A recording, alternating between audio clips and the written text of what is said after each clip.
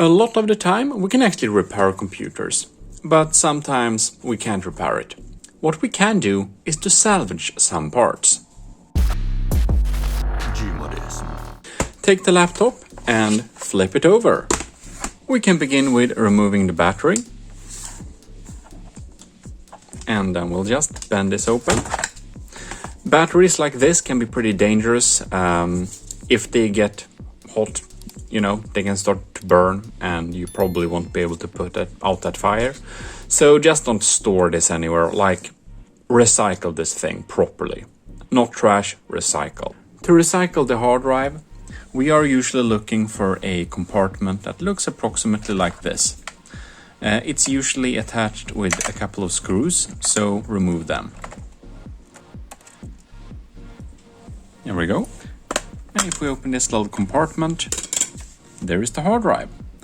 It is attached by 2 more screws a lot of the time, so remove them.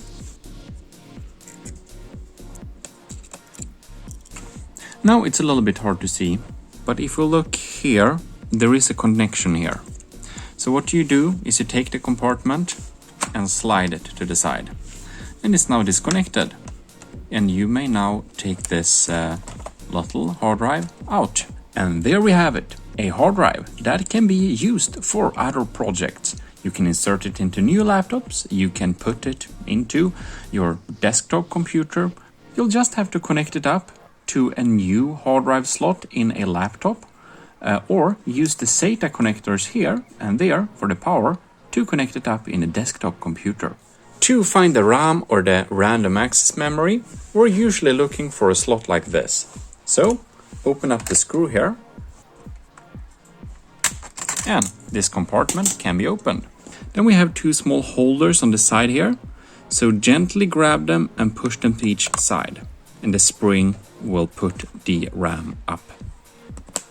And do that for the remaining RAM sticks if you have more than one. This RAM can be put into another computer, and each RAM doesn't have to be the same size, they just have to be the same DDR. I have a tutorial on how to check DDR, but you can easily upgrade your RAM at another older computer by just inserting these sticks. If you want the CD player, you can recycle that one too. And here it is. That means that there is a screw approximately there, which you can remove. And when you've done that, you can take the entire thing out. So you can use it in another computer or whatever you want. Just connect it up with SATA. On many compact laptops, you'll actually need to open up the entire back case in order to access stuff like RAM, stuff like hard drives, M2 drives of course, SSDs, whatever you need. So then you'll need to remove every screw you can access from the backside, and it can be a little bit hard to find them all, like here inside a hard drive, there we have there and there, and even small screws holding down the battery behind the battery. Remove all of them, because otherwise you might damage the components you're trying to salvage. When you have done that, you can lift and just remove the entire back portion of the computer. And now you should have access to each and any component you might want to salvage. Like here we have the slots for the RAM, for example. Here if you like to salvage the CPU, it's here. We have an integrated GPU here, and these are of course not removable, but the CPU actually is. You can salvage this CPU by removing the cooler and unattach it and take it out. If you want to salvage the Wi-Fi chip from a laptop, or possibly just uninstall it so that particular computer cannot communicate, be found, or find anything else via Wi-Fi.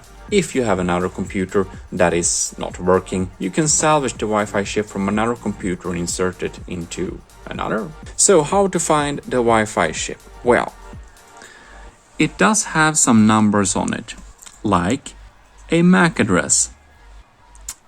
They all have that. And some cables for antenna. And it's unfortunately up into the screen here, so I had to cut them off. And we can prolong the antennas later on if we need to. And if you go in here, you can see it's just connected by a little screw here. So if we remove that, you can just take it out.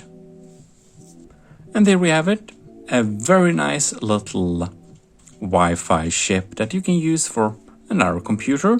Well, I hope this tutorial was helpful for you, and may your saved components be very useful and serve you in future projects. We're back with a new tech tutorial every Tuesday, so please stay tuned. This is your host Gmodism, signing out.